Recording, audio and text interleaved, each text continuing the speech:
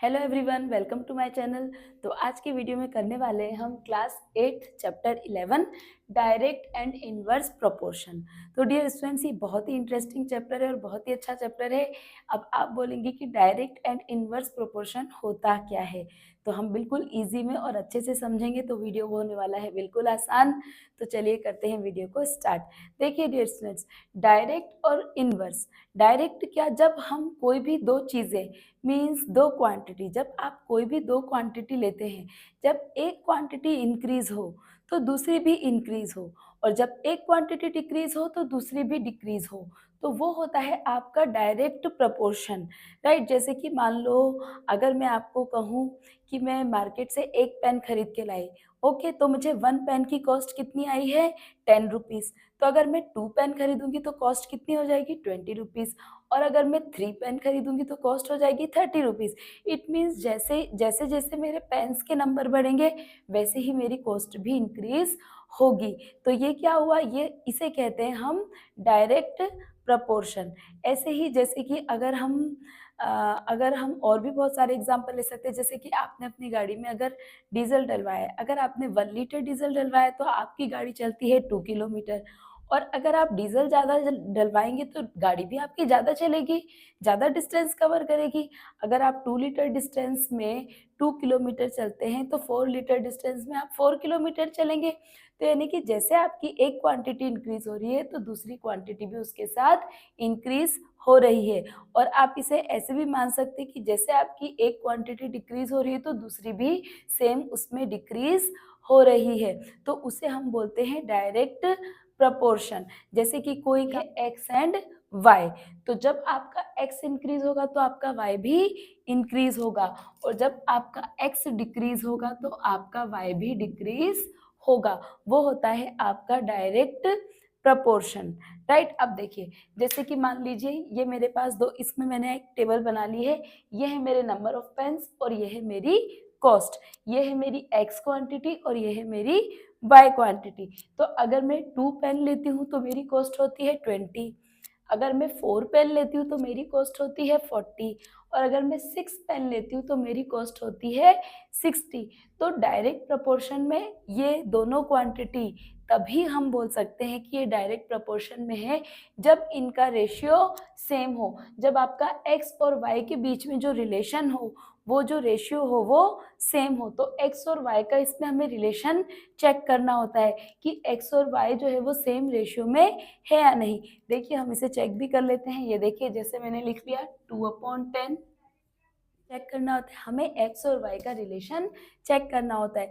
और एक्स और वाई का रिलेशन में हम क्या चेक करते हैं, हम उनका रेशियो चेक करते हैं कि जो हमारा एक्स और वाई का रेशियो है वो हमारा सेम आना चाहिए। अभी देखिए हम लोग चेक कर लेते हैं। देखिए 2/20 इज इक्वल टू होना चाहिए 4/40 इज इक्वल टू होना चाहिए 6/60। तो ये हम करके देख लेते हैं। ये देखिए 2 1 ज़ा 2, 2 10 ज़ा 20, 4 1 ज़ा 4, 4 10 ज़ा 40, 6 1 ज़ा 6, 6 10 ज़ा 60।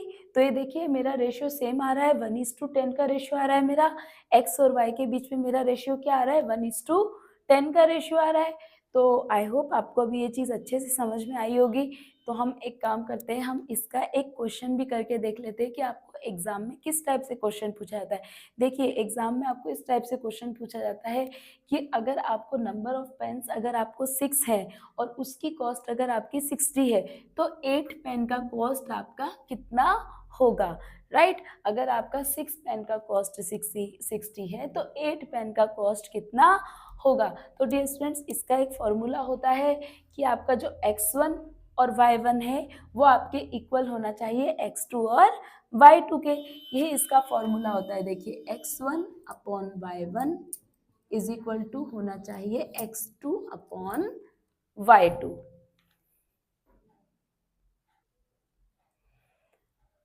हाँ, तो देखिए डियर स्टूडेंट्स, हमारा फॉर्मूला होता है x1/y1 is equal to x2/y2। तो ये देखिए यहाँ मेरा x1 क्या है 6 और y1 क्या है 60 इज इक्वल टू x2 मेरा क्या है 8 और y2 जो है मुझे फाइंड करना है। तो जो मुझे फाइंड करना है वो तो यही देखिए क्रॉस मल्टीप्लाई होगा 6 into Y two is equal to 60 into 8, right. और ये जो हमारा y2 है ये यही रहेगा और ये जो हमारा 6 है ये कहाँ चला जाएगा, डिनोमिनेटर में चला जाएगा। तो देखिए डियर स्टूडेंट 6 10 जा 60 और 10 8 जा 80। ये देखिए 6 10 जा 60 और 10 8 जा 80। तो अगर मेरे नंबर ऑफ पेन्स 8 होंगे तो मेरी कॉस्ट कितनी हो जाएगी, कॉस्ट हो जाएगी मेरी 80 रुपीज़। ओके, तो आई होप आपको समझ में आया होगा। इसका आपका मेन फॉर्मूला है x1 upon y1 is equal to x2 upon y2। ये जो x और y का रिलेशन है ये आपका इक्वल होना चाहिए। जैसे कि यहाँ हमारा देखिए इक्वल रिलेशन आ रहा है, ये देखिए। हाँ, तो अभी डायरेक्ट प्रोपोर्शन के आप और भी एग्जाम्पल हो सकते हैं। जैसे कि सपोज आप अगर कहीं वॉकिंग जा रहे हैं, अगर आप वॉकिंग में ज़्यादा टाइम स्पेंड करेंगे तो आपका डिस्टेंस भी बढ़ जाएगा, राइट। अगर आप ज़्यादा टाइम वॉकिंग करेंगे तो आपका डिस्टेंस भी बढ़ेगा। ऐसे ही जैसे कि आप फ्रूट्स खरीद रहे हैं, अगर आप ज़्यादा एप्पल्स खरीदेंगे तो उसका वेट भी इंक्रीज होगा, कम एप्पल खरीदेंगे तो वेट भी डिक्रीज होगा, राइट। ऐसे ही अगर आपने वर्कर्स लगाए हैं, अगर आप ज़्यादा वर्कर्स लगाएंगे तो काम भी ज़्यादा होगा, वर्कर्स कम लगाएंगे तो काम भी कम होगा। तो ये चीज़ें होती हैं, पर हम दो क्वांटिटी को तभी डायरेक्ट प्रपोर्शन में बोलेंगे जब आपका x और y का उन दोनों का जो रेशियो है वो आपका सेम आना चाहिए। ओके, जैसे यहाँ हमारा पूरे टेबल में जो हमारा रेशियो है वो हमारा, आप देखिए 8 1 सा 8 और 8 10 सा 80। यहाँ पे भी हमारा रेशियो क्या आ जाएगा, हमारा रेशियो आ जाएगा 1/10। तो ये तो हुआ हमारा डायरेक्ट प्रपोर्शन, राइट। अब हम आ जाते हैं इनवर्स प्रोपोर्शन पे। ठीक है डियर स्टूडेंट्स, अब इनवर्स प्रोपोर्शन क्या होता है।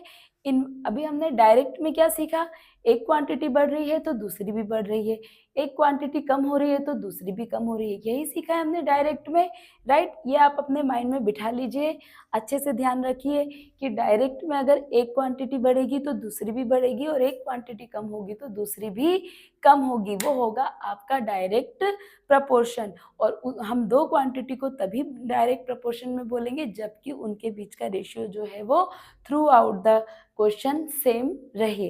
अभी देखिए इनवर्स प्रोपोर्शन में क्या होगा, इनवर्स प्रोपोर्शन में अगर आपकी एक क्वांटिटी इंक्रीज होती है तो दूसरी आपकी डिक्रीज होगी। ये होता है आपका इनवर्स प्रोपोर्शन। कि अगर देखिए, अगर आप किसी कार से ड्राइव करके जा रहे हैं, अगर आप कार को तेज स्पीड से चलाएंगे तो जितना आप तेज स्पीड से चलाएंगे उतना ही आपका पहुंचने का टाइम जो है, रीचिंग टाइम कम हो जाएगा। अगर आप कार को धीरे चलाएंगे तो आपको जाने में ज़्यादा टाइम लगेगा और अगर आपने अपनी कार की स्पीड बढ़ा दी है तो आपका जो टाइम है वो कम हो जाएगा, राइट। तो वो जो होता है वो आपका क्या होता है, इनवर्स प्रपोर्शन।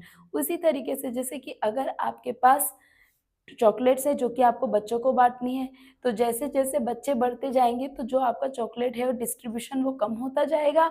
ये देखिए इनवर्स प्रोपोर्शन में आपकी एक क्वांटिटी बढ़ेगी तो दूसरी हमेशा क्या होगी, डिक्रीज होगी। देखिए इसका क्वेश्चन कैसे पूछा जाता है, देखिए नंबर ऑफ किड्स लिखा है मैंने यहाँ पे और यहाँ पे मैंने लिखा है चॉकलेट्स। ओके, इस तरीके से आपको एक टेबल बना लेनी है अपने दोनों क्वांटिटी की, राइट। इसमें आपको जो भी दो क्वांटिटी दी जाएंगी आप उनको एक टेबल के फॉर्म में लिख लीजिए। यहाँ जैसे मैंने नंबर ऑफ किड्स को ले लिया है x और चॉकलेट्स को मैंने ले लिया है y। अभी देखिए अगर मेरे पास टोटल 20 चॉकलेट्स है पर मुझे एक ही बच्चा मिला है तो मैं पूरी 20 चॉकलेट्स उस एक ही बच्चे को दे दूंगी, राइट। पर अगर मेरे पास दो बच्चे आ गए, तो दोनों को 10-10 चॉकलेट मिलेगी, राइट। और अगर 4 बच्चे आ गए तो दोनों को 5-5 चॉकलेट मिलेगी, राइट डियर स्टूडेंट्स। जब मेरे पास 20 चॉकलेट्स थी और एक ही बच्चा था तो मैं पूरी 20 चॉकलेट उसे दे दूंगी। पर अगर दो बच्चे होंगे तो दोनों को 10-10 मिलेगी। तो जैसे ही बच्चे इंक्रीज हुए आपकी चॉकलेट जो है वो कम हो गई।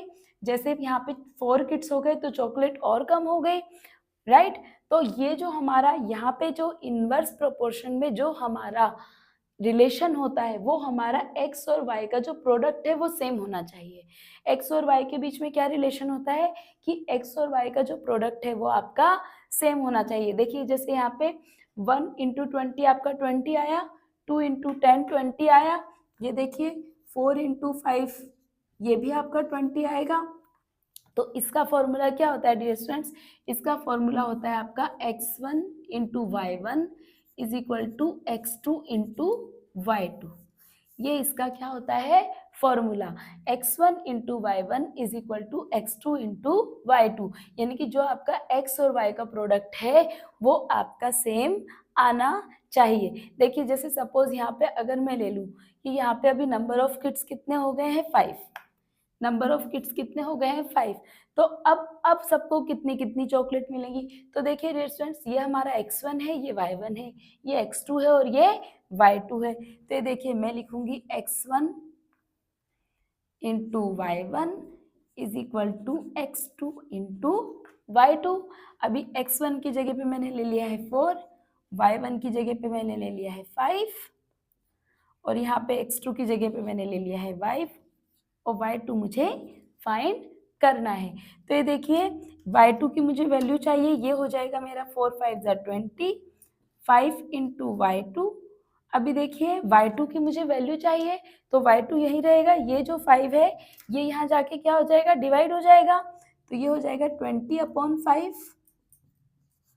तो y2 कितना आ जाएगा हमारा 5 4 ज़ा 20, y2 हमारा कितना आ जाएगा 4, यानी कि अगर 5 बच्चे होंगे तो सबको कितनी चॉकलेट्स मिलेंगी 4 चॉकलेट्स मिलेंगी, राइट। अगर 5 बच्चे होंगे तो सबको कितनी चॉकलेट मिलेगी 4 4।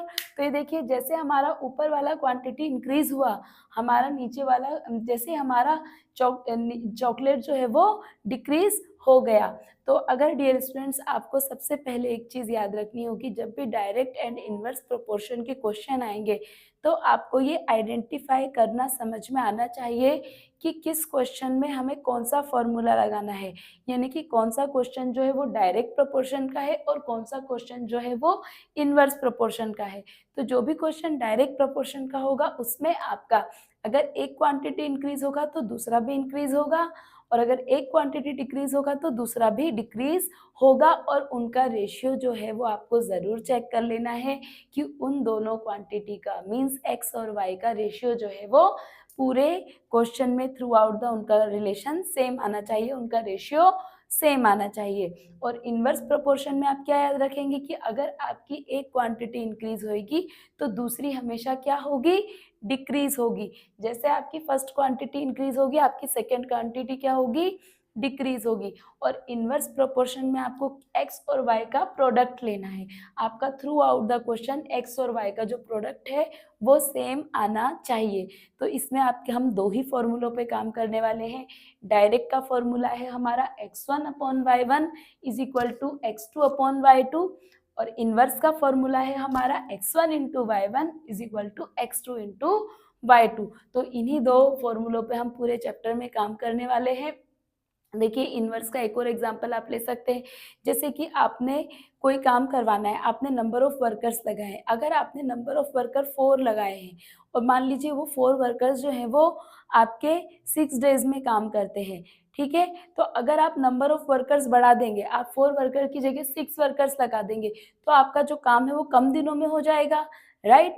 जैसे कि आपने जैसे जैसे नंबर ऑफ वर्कर बढ़ाए आपका काम जो है वो कम दिनों में हो जाएगा। तो वही आपका इनवर्स प्रोपोर्शन है। तो आई होप डियर स्टूडेंट्स आपको इंट्रोडक्शन की वीडियो अच्छे से समझ में आई होगी। तो नेक्स्ट क्वेश्चंस के लिए हम एक्सरसाइज शुरू करेंगे हमारे नेक्स्ट वीडियो में। तो मिलते हैं नेक्स्ट वीडियो में।